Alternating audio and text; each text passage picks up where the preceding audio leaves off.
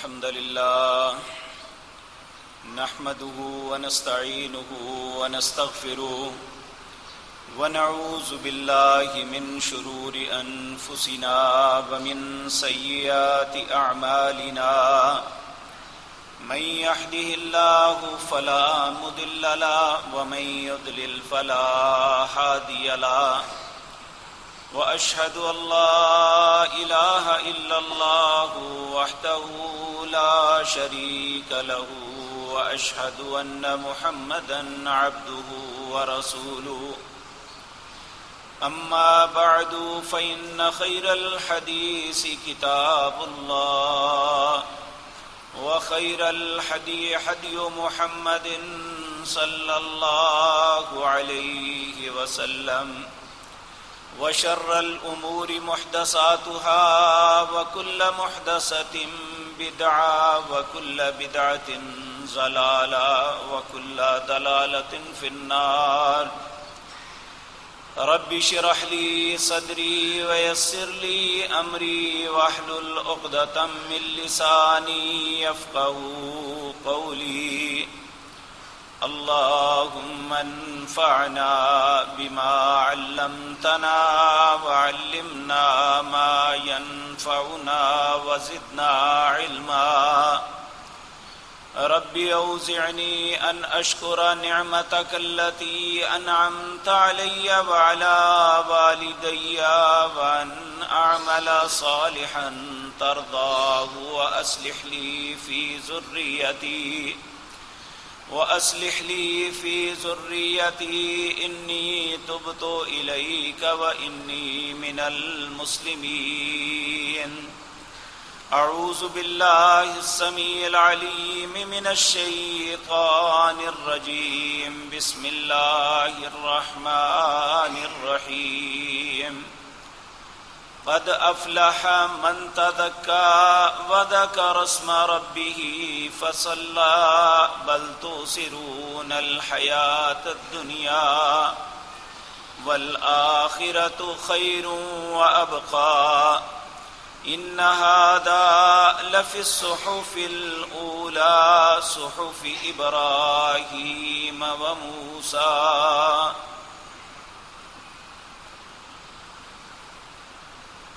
حضرات محترم،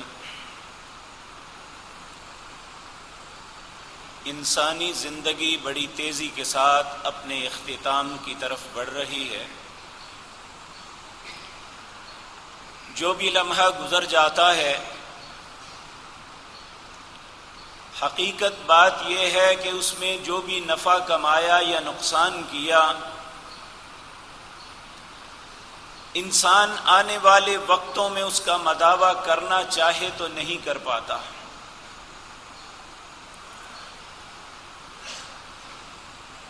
لیکن اس حقیقت سے کوئی بھی انسان انکار نہیں کر سکتا کہ انسان ہر گزرنے والے وقت میں فائدے کے بجائے اپنا نقصان کر رہا ہے. اللہ رب العزت نے قسم اٹھا کے یہ بات فرمائی والعصر، مجھے زمانے کی قسم ہے، ان الانسان لفی خسر، انسان خسارے کی طرف جا رہا ہے. وہ خسارہ کیا ہے؟ اس خسارے سے کیسے بچا جا سکتا ہے؟ آج کی مجلس میں دو باتیں عرض کروں گا. پہلی بات کہ ہماری زندگی کا ایک قیمتی وقت جو رمضان کی صورت میں ہمارے پاس آیا تھا وہ گزر گیا. اب اس رمضان کے گزرنے کے بعد دو قسم کے لوگ ہیں. ایک تو وہ لوگ ہیں جنہوں نے رمضان کے شب و روز سے فائدہ نہ اٹھایا. ان کی حیثیت اور کیفیت کیا ہے؟ ایک وہ لوگ ہیں جنہوں نے رمضان المبارک میں تو محنت کی، لیکن رمضان کے گزرنے کے ساتھ ہی اپنے معاملات وہیں پہ ختم کر دیے. یہ دونوں انسان خسارے کی طرف چلے گئے، لیکن بچا صرف وہ انسان جو رمضان المبارک میں اس نے اپنے رویوں کو، اپنے معاملات کو، اپنے اعمال اور افعال کو تبدیل کیا اور اپنی سابقہ زندگی پہ نادم ہو کے اپنے رب سے معافی مانگی اور اپنے رب کی رضا کو حاصل کیا، اور رمضان گزرنے کے باوجود اس کی زندگی میں کوئی فرق نہیں آیا، وہ اسی اچھائی اور بھلائی پہ قائم ہے۔ یہ وہ انسان ہے جو خسارے سے بچ گیا۔ اللہ رب العزت سے دعا ہے اللہ ایسے لوگوں میں ہمیں بھی شامل فرما لے۔ قرآن عزیز دو مقام پہ لوگوں کا تذکرہ کرتا ہے، ایک ان بد نصیبوں کا تذکرہ کرتا ہے، ایک ان خوش نصیبوں کا تذکرہ کرتا ہے۔ بد نصیبوں کے متعلق سورت قیامہ کے اندر اللہ رب العزت فرماتے ہیں کہ اس کی زندگی میں وقت آیا، اس کے سامنے ہدایت آئی، بھلائی کی باتیں اس نے سمجھی، اللہ اور اس کے رسول کو پہچانا، اس کی کتاب کو پڑھا اور سمجھا، لیکن فلا صدق، سچ نہیں جانا، جو اللہ نے فرمایا اس کی تصدیق نہیں کی۔ سچ، جو انسان جس بات کو سچ جانتا ہے، جس بات کی تصدیق کرتا ہے، اس کے مطابق عمل بھی کرتا ہے۔ صرف زبان سے ہم کہیں کہ قرآن سچا ہے، قرآن کے احکامات ہمارے سامنے کوئی حیثیت نہ رکھیں، ہم یہ کہیں کہ اللہ ہمارا رب ہے، ایک دن ہمیں اس کی بارگاہ میں پیش ہونا ہے، لیکن نیکی اور برائی، حلال اور حرام اور بھلائی اور برائی ہمارے سامنے کوئی حیثیت نہ ہو، تو ہم نے اللہ کی پیشی کے متعلق کیا تصور کیا ہے اور کون سی سنجیدگی اختیار کی ہے؟ اللہ رب العزت فرماتے ہیں فلا صدق ولا صلی، ایک وہ شخص ہے جس کے زندگی میں سچائی آئی اور راہ حق کا اسے پتہ چل گیا، فلا صدق، اس نے تصدیق نہیں کی، اس نے سچ نہیں جانا، ولا صلی، اور نہ ہی نماز پڑھی۔ بلکہ آپ حیران ہوں گے، ہم ایک ایسے ملک میں، میں سمجھتا ہوں بد نصیب ملک میں رہتے ہیں جہاں آئے روز نیا سے نیا فتنہ اٹھ رہا ہے۔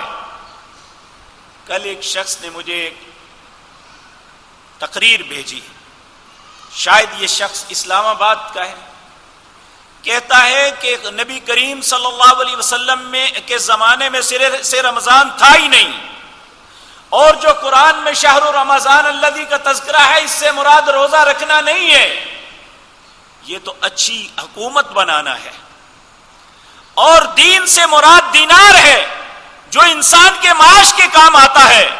اور اس نے کہا نمازیں پڑھنا یہ سارا کچھ یہ ایک مذہبی گورکھ دندا ہے جو علماء نے اپنے مفاد کے لیے بنایا ہوا ہے۔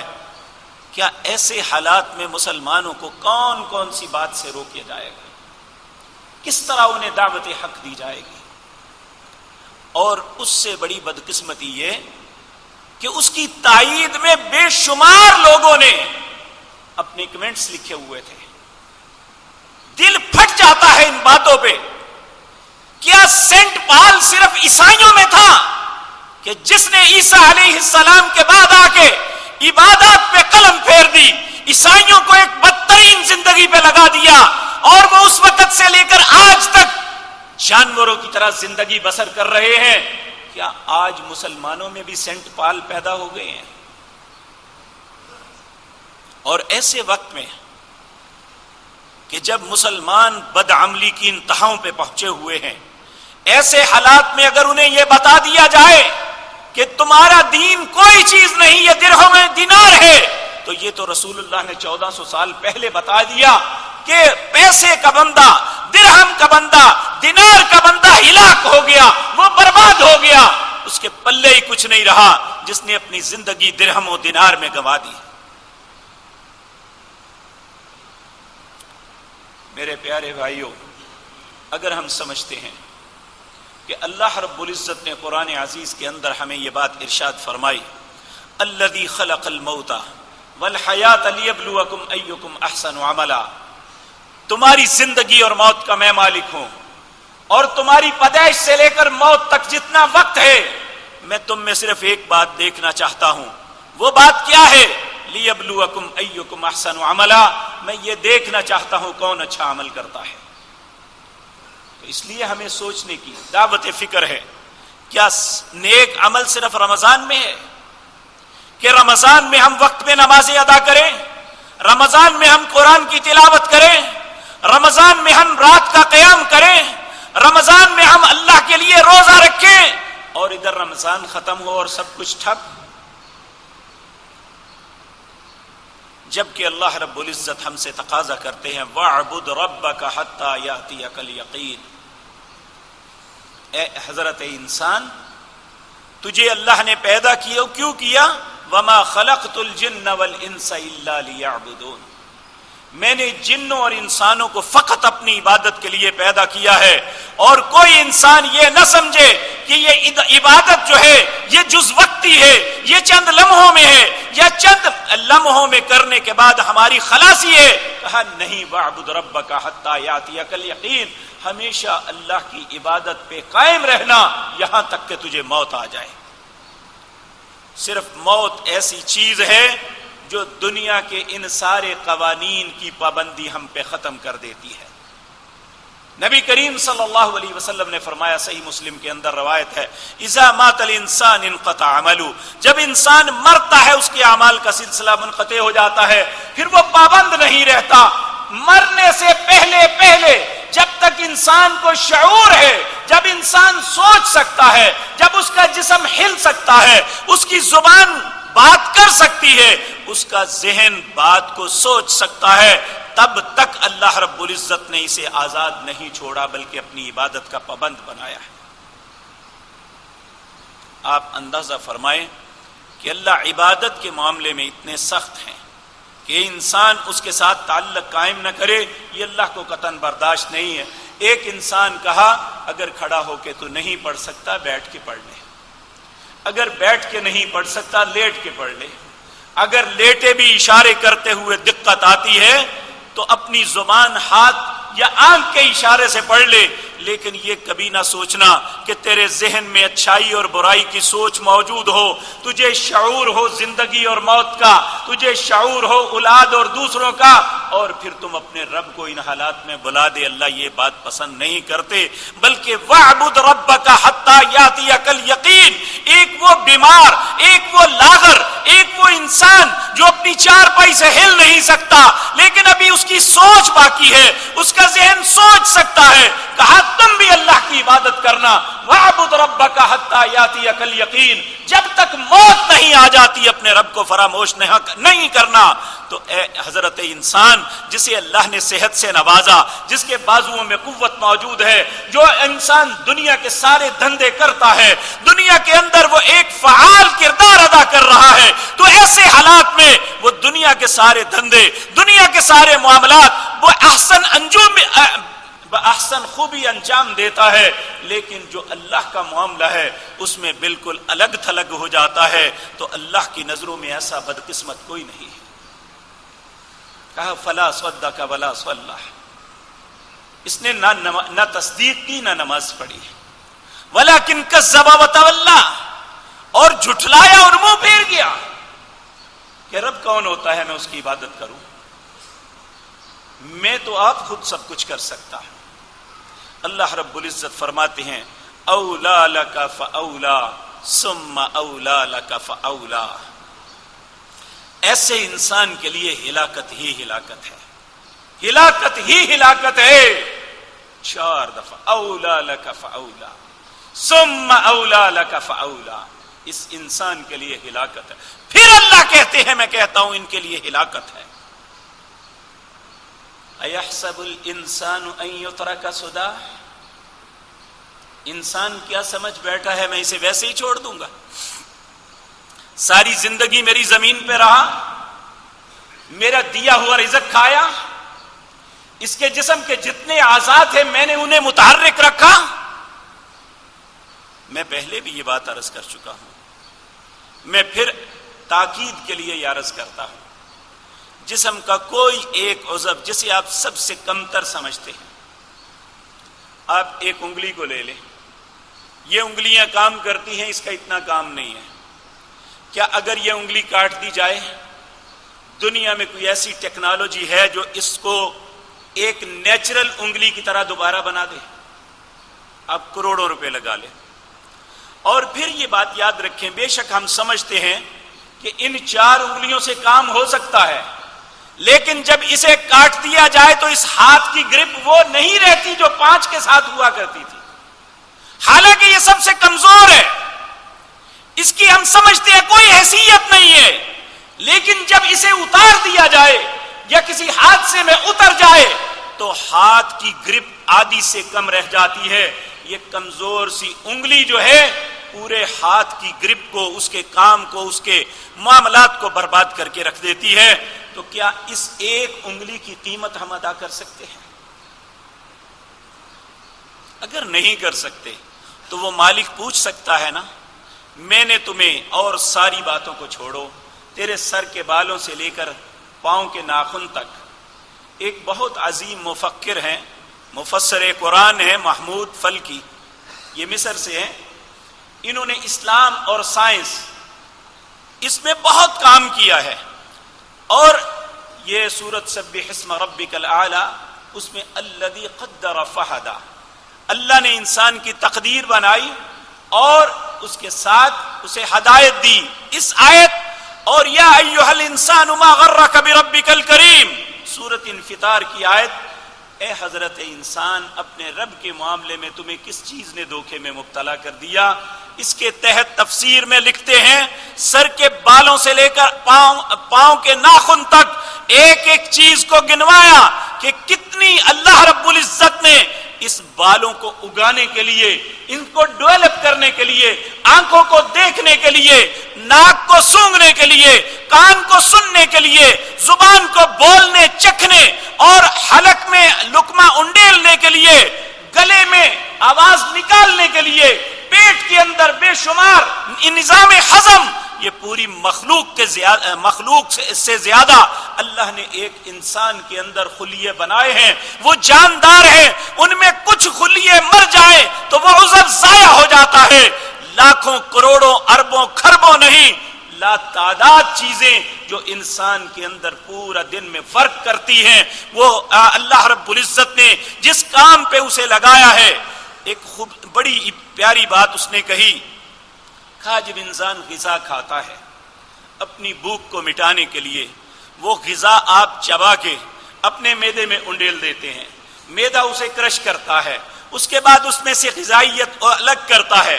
پورے جسم سے, پوری مخلوق سے زیادہ خلیے وہاں بھاگتے ہیں, ہر خلیہ اپنا اپنا حصہ لے کے واپس پلٹتا ہے. جو آنکھ کے کروڑوں خلیے ہیں وہ آنکھ کو توانائی عطا کرتے ہیں, جو زبان کے خلیے ہیں وہ غذا میں سے اپنی غذا کھینچ کے لاتے ہیں, جو کان کے ہیں وہ اپنی غذا وہاں سے لے کر واپس آتے ہیں اور کان کے خلیوں کو مہیا کرتے ہیں. اسی طرح علی ھذا القیاس اللہ نے پورے اس جسم کو زندہ رکھنے کے لیے خربوں نہیں, وہ فیگرز ختم ہو جاتی ہیں جتنے ایک انسان کے اندر خلیے کام کرتے ہیں اور انسان کو زندگی اور دوام بخشتے ہیں. اگر اللہ نے یہ اس جسم کے متعلق ہی سوال کر لیا, میں نے تجھے 60-70 سال تیری محنت اور مشقت کے بغیر, تیرے کچھ دیے اور لیے کے بغیر میں نے تیرے جسم کو قائم رکھا, بتا میرے لیے کیا کیا تھا. میرے اور آپ کے پاس کیا جواب ہوگا؟ ہم یہ کہیں گے اللہ رمضان کے روزے رکھے تھے, اس کے بعد پھر کیا جواب ہوگا؟ رمضان میں نماز پڑھی تھی, پھر اس کے بعد کیا کیا تھا؟ کیا جواب ہے میرے اور آپ کے پاس؟ میں نے رمضان میں قرآن کی تلاوت کی تھی, پھر اس کے بعد کیا کیا تھا؟ کیا جواب ہے میرے اور آپ کے پاس؟ کیا یہ ساری نعمتیں جو اللہ کی ہمارے جسم کے اوپر ہیں یہ صرف رمضان میں تھی؟ ہم نے کہاں کہاں سے شارٹ کٹ نکال لیے نصیب ہے وہ علماء جو لوگوں کو بدعملی کی دعوت دیتے ہیں کہ بھائی ہمارے ہاتھ پہ ہاتھ رکھ دو، ہمیں کھلاتے پلاتے رہو، تمہاری شفاعت کا، تمہاری سفارش کا، تمہارے معاملات کا میں ذمہ دار ہوں۔ اللہ رب العزت فرماتے ہیں کہ یہ لوگ جو اللہ کے علاوہ اوروں کو پکارتے ہیں، ان الذین تدعون من دون اللہ عباد امثالکم، جن کو یہ اپنا مددگار بلا کے پکارتے ہیں وہ انہی کی طرح تو ایک انسان ہے۔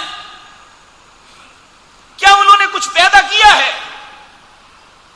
تو کبھی کہتے ہیں ہؤلاء شفعاؤنا عند اللہ، یہ اللہ کے نزدیک ہمارے سفارشی ہوں گے، تو اللہ اس کے جواب میں کہتے ہیں قل تنبئون اللہ بما لا يعلم في السماوات ولا في الارض، تم اللہ کو ایک ایسی بات بتا رہے ہو جو زمین و آسمان میں وہ جانتا ہی نہیں ہے۔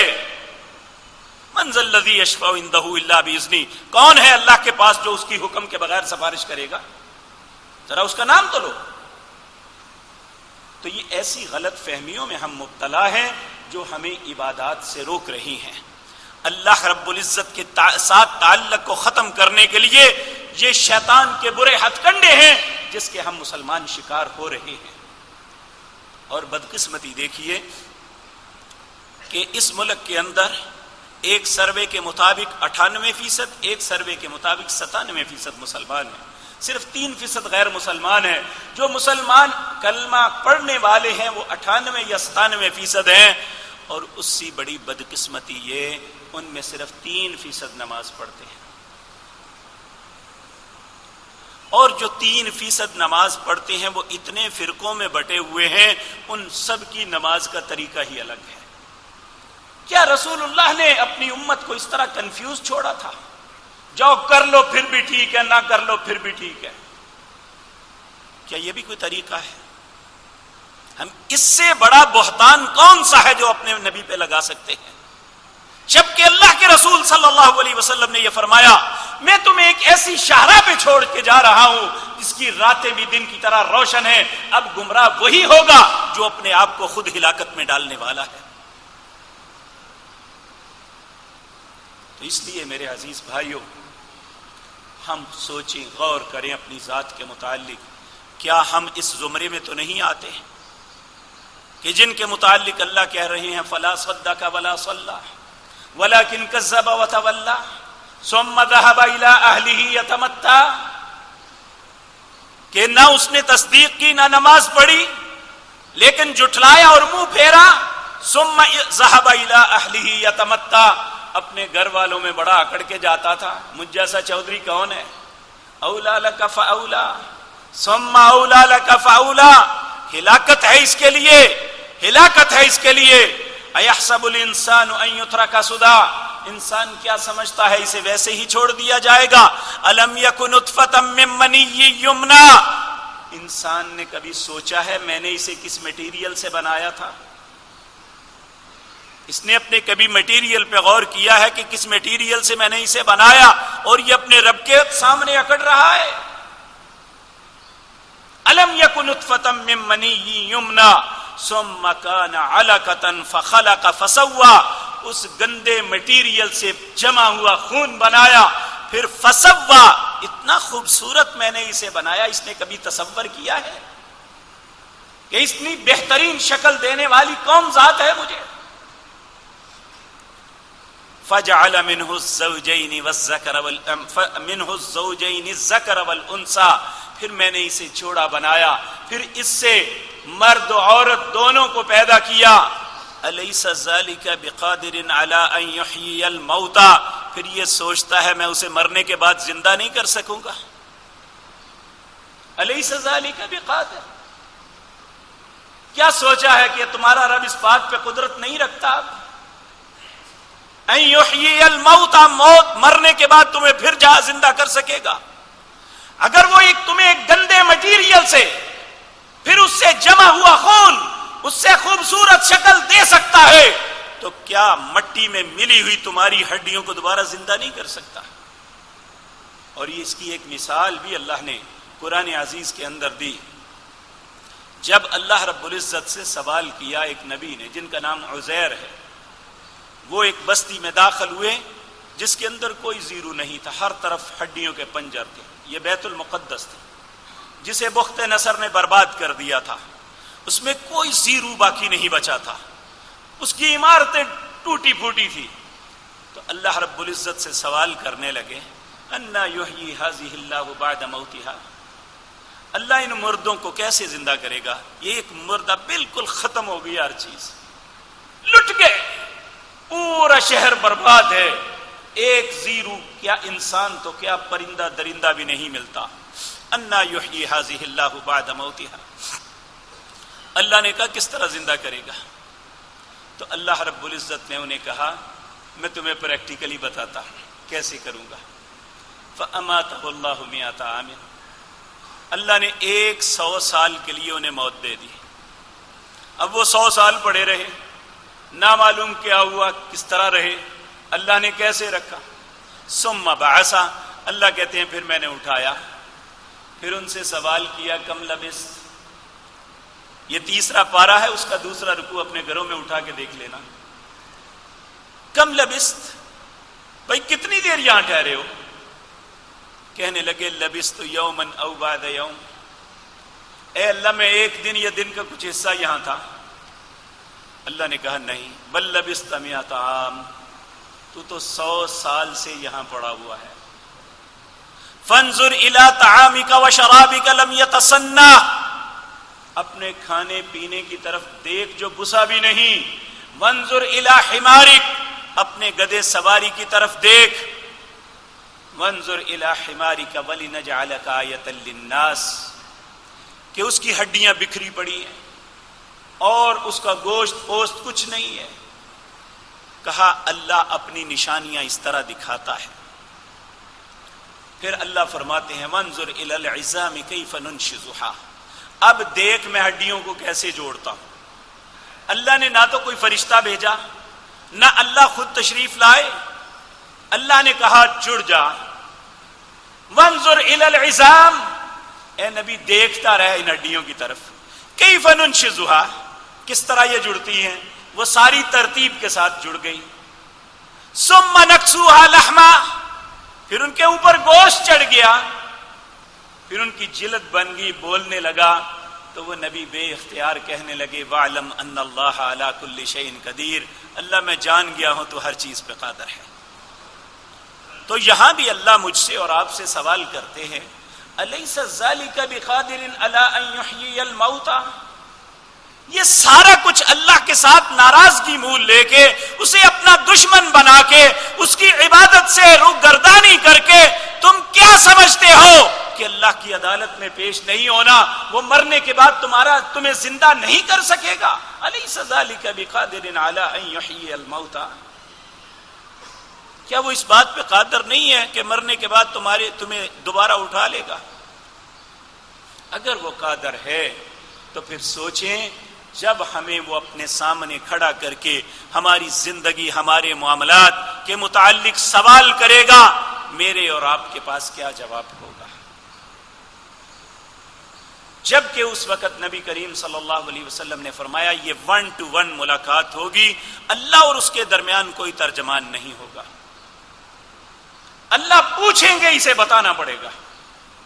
دیکھیں آج میں اپنے معاملات میں اپنی زبان کی تیزی کے ساتھ آپ کو مس گائیڈ کر سکتا ہوں. آپ میری بات کو سچ تسلیم فرما سکتے ہیں. آپ میں سے بے شمار لوگ اپنا آپ مجھ سے چھپا سکتے ہیں یا ایک دوسرے سے چھپا سکتے ہیں، لیکن اللہ تو وہ ذات پاک ہے وَيَعْلَمُ مَا تُخْفِي الصُّدُورُ، وہ تو سینے کے بھیدوں کو جانتی ہے.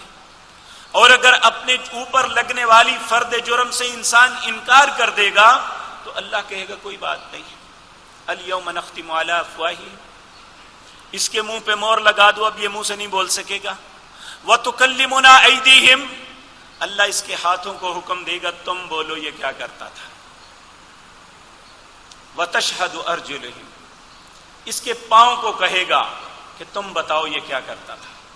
بما کانوا یکسبون، جو بھی کرتا ہے سچ سچ بتاؤ، تمہارا رب تم سے پوچھتا ہے. کیا یہ ہاتھ اور پاؤں جنہیں رب نے بنایا ہے، جو ہم سے زیادہ اللہ ان کا مالک ہے، کیا اس کے کہنے پہ یہ جرت کریں گے کہ غلط بیانی کریں؟ اس لیے میرے پیارے بھائیوں، یہ ہمارے لیے سمجھنے کی بات ہے کہ ہاں اپنی زندگی کے ایام کو برباد نہ کریں۔ اگر اللہ ہمیں زندگی میں توفیق بخشتا ہے، ہمارے لیے نیکی کے مواقع دیتا ہے، تو ہمیں ان وقتوں کی قدر کرنی چاہیے اور پھر ان معاملات کو ڈسکنیکٹ نہیں کر دینا چاہیے، بلکہ اللہ رب العزت کامیاب کسے قرار دیتے ہیں؟ یہ سورۃ الاعلی ہے، 30واں پارہ۔ اللہ فرماتے ہیں قد افلح من تزکا، تحقیق کامیاب صرف وہ ہوا جس نے اپنے آپ کو پاک کر لیا، وذکر اسم ربہ فصلی، جس نے اپنے رب کا نام جپا، جس نے اس کا ذکر کیا، جس نے نماز پڑھی۔ لیکن عموماً انسانوں کی کیفیت کیا ہے؟ بل تؤثرون الحیات الدنیا، یہ دنیا کی زندگی کو ترجیح دیتے ہیں۔ اللہ کہتے ہیں والآخرۃ خیر وابقی، لوگوں میں تمہیں بتاتا ہوں آخرت بہتر اور باقی رہنے والی ہے، کچھ اس کا بھی سوچو۔ سورۃ حشر کے اندر اللہ رب العزت فرماتے ہیں کہ یا ایھا الذین آمنوا اتقوا اللہ ولتنظر نفس ما قدمت لغد واتقوا اللہ ان اللہ خبیر بما تعملون ولا تکونوا کالذین نسوا اللہ فانساهم انفسهم اولئک هم الفاسقون لا يستوی اصحاب النار واصحاب الجنہ اصحاب الجنۃ هم الفائزون۔ یا ایھا الذین آمنوا، اے لوگو جو ایمان لائے ہو، اتقوا اللہ، اللہ سے ڈر جاؤ، ولتنظر نفس ما قدمت لغد، اپنے آپ پہ غور کرو کہ کل کے لیے کیا کر رہے ہو، اپنی آخرت کے لیے کیا کر رہے ہو۔ واتقوا اللہ، اللہ پھر کہتے ہیں اللہ سے ڈر جاؤ، ان اللہ خبیر بما تعملون، لوگوں کو تو نہیں پتا ہوگا لیکن تم جو کچھ بھی کرتے ہو اللہ کو سب پتا ہے۔ واللہ خبیر بما تعملون، جو بھی عمل کرتے ہو اللہ کو خبر ہے۔ پھر اللہ ایک مشورہ دیتے ہیں ولا تکونوا کالذین نسوا اللہ، لوگوں میرا مشورہ ہے تمہیں، تم ان لوگوں کی طرح نہ ہو جانا جنہوں نے اپنے رب کو بلا دیا۔ ولا تکونوا کالذین نسوا اللہ، لوگوں ان کی طرح نہ ہو جانا جنہوں نے اپنے رب کو بلا دیا۔ اگر بلا دیا تو کیا ہوگا؟ فانساہم انفسہم، تم نے حقیقتاً رب کو نہیں بلایا، اپنی ذات کو بلا دیا کہ اس کے ساتھ کیا بنے گا۔ ولا تکونوا کالذین نسوا اللہ فانساہم انفسہم، جو اللہ کو بلاتا ہے اولئک هم الفاسقون، وہ تو فاسق ہو جاتا ہے۔ پھر اللہ رزلٹ بتا رہے ہیں لوگوں، لا یستوی اصحاب النار و اصحاب الجنہ، کبھی بھی یہ تصور نہ کرنا جنت والے اور جہنم میں جلنے والے دونوں برابر ہوں گے۔ لا یستوی اصحاب النار و اصحاب الجنہ اصحاب الجنۃ هم الفائزون، اگر کوئی کامیاب ہوگا تو صرف جنت والے ہوں گے۔ اور جنت کیسے ملے گی؟ جنت ملے گی وَاعْبُدْ رَبَّكَ حَتَّى يَأْتِيَكَ الْيَقِينُ، کہ ہم اللہ کی عبادت ہمیشہ کریں کہ یہاں تک کہ موت آ جائے۔ میرے عزیز بھائیو، اللہ اتنے رحیم و کریم ہیں۔ نبی کریم صلی اللہ علیہ وسلم نے فرمایا ایک شخص قیامت کے دن اسے لایا جائے گا، اللہ نمازیں پوچھیں گے، اس کی نمازیں کچھ کم نکلیں گی، تو اللہ کہیں گے بھائی اس کے کوئی نوافل دیکھو، ہیں کوئی؟ اللہ ہیں، کہا چلو اس کے فرض بنا کے اسے جنت میں بھیج دو۔ اللہ تو اتنا رعایتی نمبر دے کے کامیاب کرنا چاہتا ہے۔ اور اسی طرح میرے عزیز مسلمان بھائیوں اور بہنوں، ہم پہ اللہ نے رمضان کے روزے فرض کیے، لیکن جو روزوں کا حق ہے ہم میں سے کسی کو کوئی نہیں ادا کر سکا۔ بے شمار غلطیاں ہوئی ہوں گی، اللہ کہتے ہیں جس بندے نے رمضان کے روزے کے ساتھ شوال کے 6 روزے ملائے، شوال یہ مہینہ چڑھ چکا، ہمارے ہاں تصور یہ ہے جس نے یعنی 2 شوال سے روزہ رکھا اس کے یہ روزے ہوں گے، یہ غلط ہے۔ اور یہ بھی ضروری نہیں ہے آپ پے در پے اکٹھے روزے رکھے 6، یہ بھی درست نہیں ہے۔ بے شک جیسے مرضی رکھیں، اکٹھے رکھ لیں، فوراً رکھ لیں، چھوڑ کے رکھ لیں، اس مہینے کے اندر 6 روزے جو پورے کرے گا، 30 وہ اور 6 یہ، 36 ہر عمل کا اللہ فرماتے ہیں 10 گنا بدلہ دوں گا۔ جس شخص نے رمضان کے روزوں کے ساتھ شوال کے 6 روزے رکھے، اللہ پورے سال کے روزے رکھنے والوں کے برابر اسے ثواب عطا کریں گے۔ لیکن میرے پیارے بھائیو، جس خطے میں میں اور آپ رہتے ہیں، ہمارے لیے 29 سے 30 بننے مشکل ہو گئے تھے۔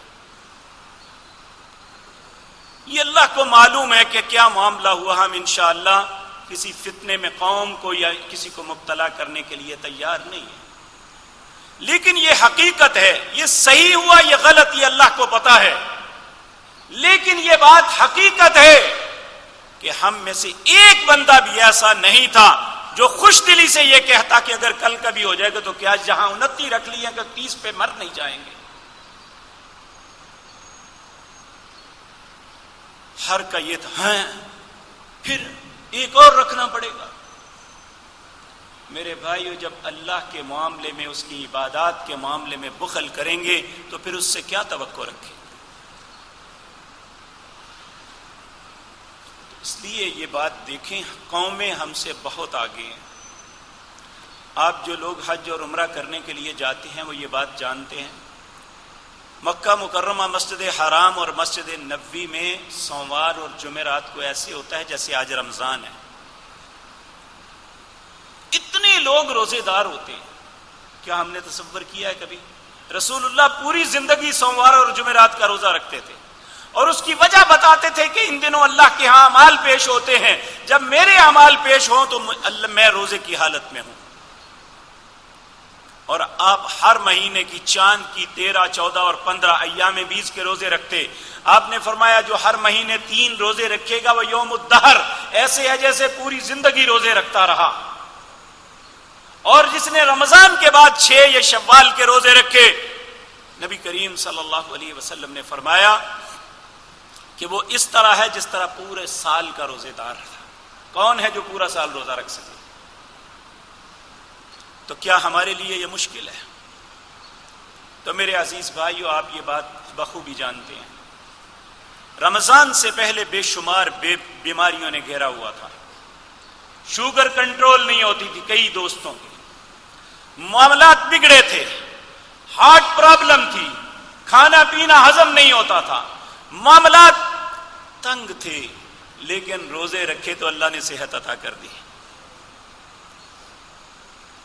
آپ دیکھیں کہ ان دنوں اب روزہ نہیں ہے، 1 گھنٹہ پانی کے بغیر گزرتا ہے، اور جب روزہ رکھا تھا تو 15.5 گھنٹے کا روزہ، تو کیا سارا دن ایک بھی مرتبہ پیاس کی احساس ہوتا تھا؟ اب ہم 1 گھنٹہ سے زیادہ نہیں گزار سکتے۔ یہ کون ہے جو ہمیں یہ عبادات کروا کے صبر بھی ساتھ دیتا ہے، ہماری مدد بھی کرتا ہے؟ اگر ہم نماز نہیں پڑھتے تو یقین مانیے ایک لمحہ بھی ہمارے پاس وقت نہیں ہے، لیکن جب ہماری نماز کی عادت ہو جائے گی تو آٹومیٹک اللہ ہمارے کاموں میں، ہمارے معاملات میں، ہمارے اوقات میں برکت نازل فرما دیں گے۔ نماز پڑھنے سے ہمارے کسی کام پہ کوئی اثر نہیں پڑے گا، بلکہ انشاءاللہ اس میں بہتری آئے گی، کیونکہ اللہ کا وعدہ ہے لِيَجْزِيَهُمُ اللَّهُ أَحْسَنَ مَا عَمِلُوا وَيَزِيدَهُم مِّن فَضْلِهِ۔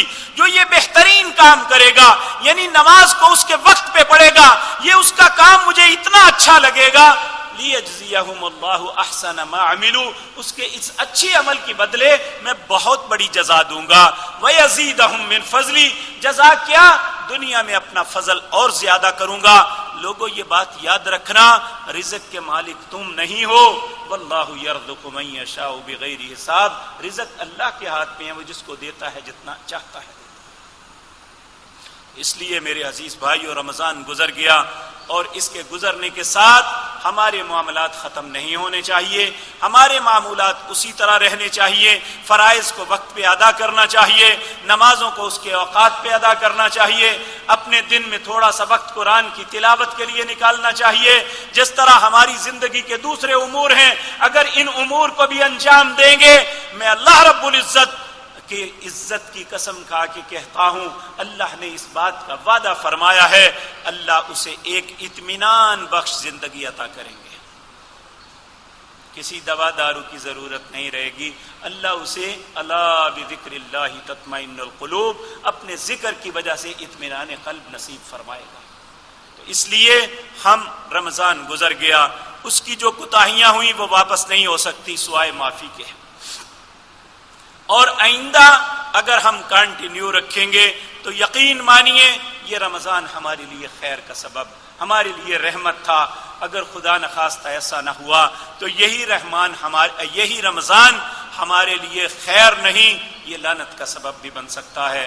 اللہ کسی بد نصیب کے ساتھ ایسا معاملہ نہ کرے، اللہ اس رمضان کو ہمارے لیے رحمت بنا دے، اللہ ہماری معافی کا سبب بنا دے۔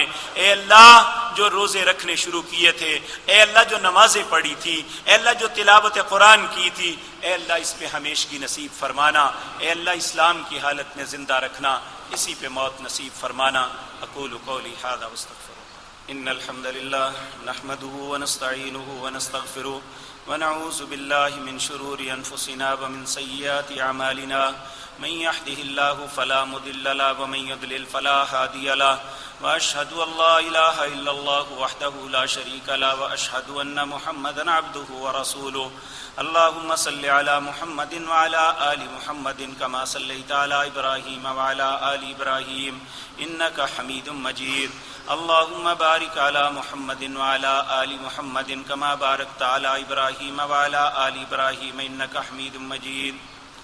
ایک بھائی نے آپ سے التماس کی ہے کہ چاند رات میری بہو قضاء الہی سے وفات پا گئی تھی، جن کا نماز جنازہ عید والے دن پڑھایا گیا۔ انہوں نے آپ سے دعا کی درخواست کی ہے، اللہ رب العزت سب پہ رحم فرمائے اور ان کو خصوصاً جنت الفردوس میں جگہ عطا فرمائے، بلکہ جتنے بھی مسلمان فوت ہو چکے اللہ سب مسلمانوں پر رحم فرمائے، ان کی اگلی منزلوں کو آسان کرے۔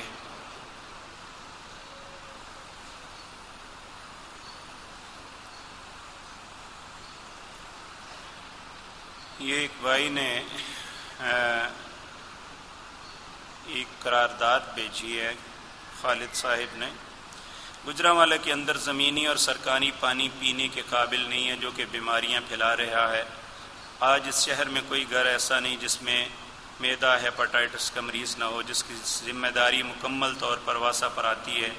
اس کی وجہ نالا سسٹم کی خرابی اور سیوریج سسٹم برائے نام پائپ کریک ہیں۔ سیوریج سسٹم مکمل طور پر خراب ہو چکا، واٹر سپلائی پائپ 4 فٹ کے بجائے 2 فٹ گہرائی میں دبا دیا گیا ہے، جس کی وجہ سے جگہ جگہ سے پائپ ٹوٹ پھوٹ کا شکار ہے۔ اس میں گٹروں کا پانی مکس ہو رہا ہے، جس کے لیے ہم نے کئی حاکمان بالا کو درخواست دے رکھی ہے۔ فیکٹری والوں نے اپنی فیکٹریوں کا زہریلا پانی ڈائریکٹ بور کر کے زمین میں ڈال دیا ہے۔ اس میں کوئی شک نہیں کہ واسا، فیکٹریوں والے، یہ سب کچھ، لیکن ایک میں دعوت فکر آپ کو اور اپنے آپ کو بھی دیتا ہوں، دور کی بات نہیں ہے، میں اللہ کا واسطہ دے کے کہتا ہوں یہ اللہ کا گھر ہے، اس کی صفائی ایمان کی علامت ہے۔ آپ کسی بھی مسجد میں جا کے صف کا کونا اٹھا کے دیکھ لیں، ہم اپنا گند اتار کے کیا صفوں کے نیچے نہیں ڈالتے؟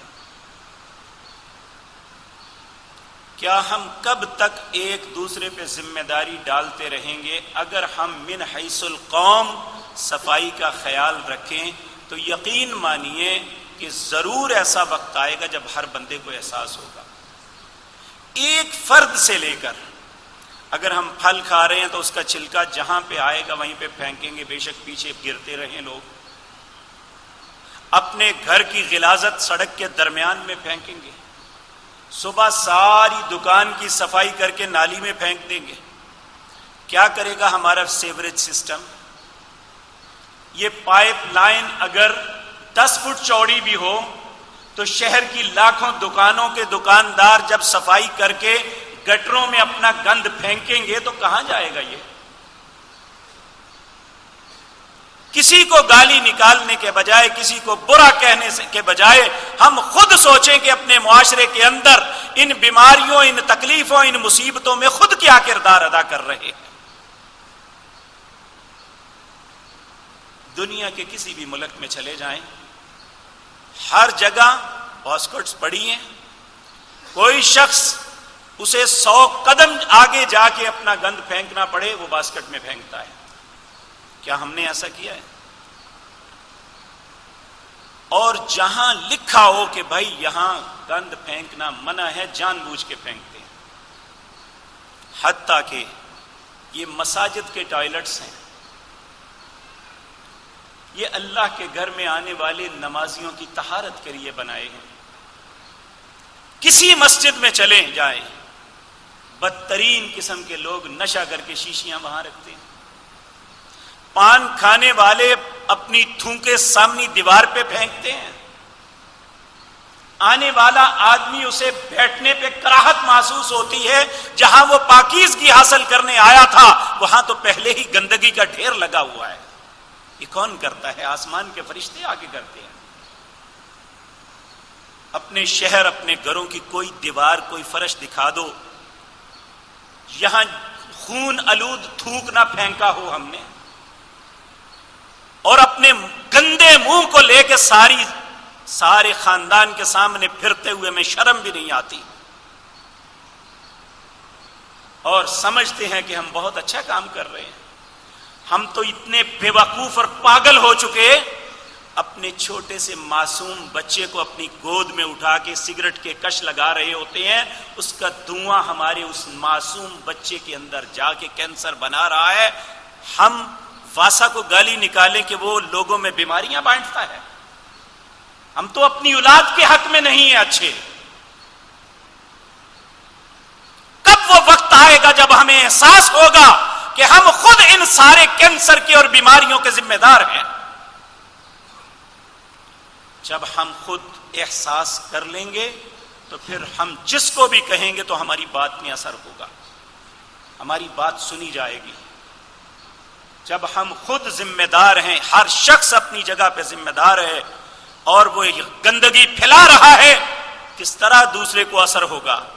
رسول اللہ صلی اللہ علیہ وسلم کے پاس ایک عورت آئی، آ کے کہنے لگی یا رسول اللہ میرا بچہ گڑ کھاتا ہے، اسے منع کریے۔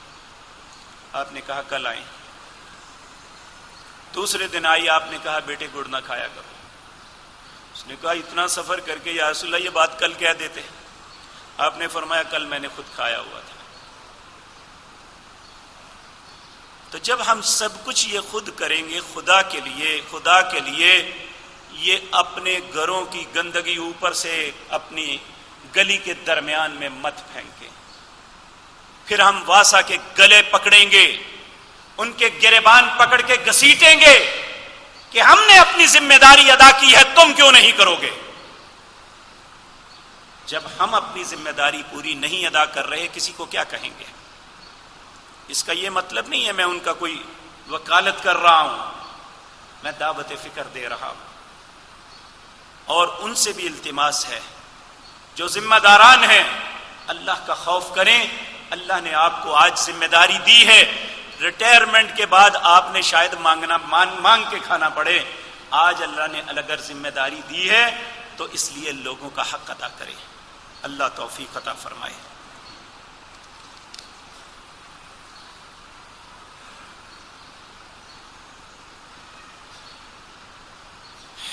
اللہ اکبر۔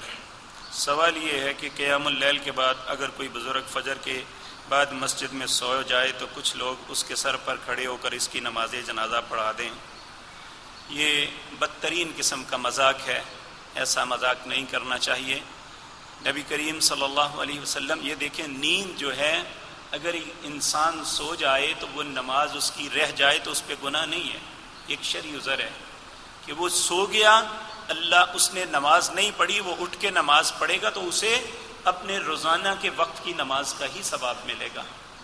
تو ہم اگر وہ بیچارہ قیام اللیل کے بعد سو گیا اور ہم نے اتنا بودا مذاق اس سے کیا اللہ ان کو سمجھ دے اور انہیں معاف فرمائے، انہوں نے غلط حرکت کی ہے۔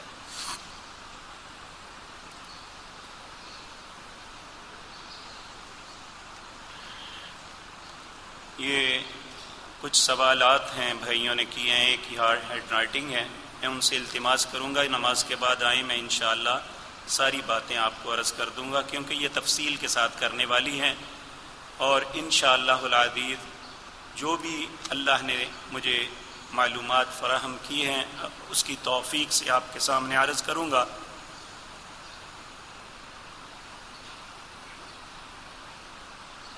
مجھے پردے کے بارے میں پوچھنا ہے، سب لوگ کہتے ہیں منہ کا اور ہاتھ کا پردہ نہیں ہوتا، اسی کے بارے میں انشاءاللہ منہ کا پردہ ہے تو تبھی نہیں نا پہچانی جائیں گی، تو یہ ایک ایسی بحث ہے جو فضول ہے۔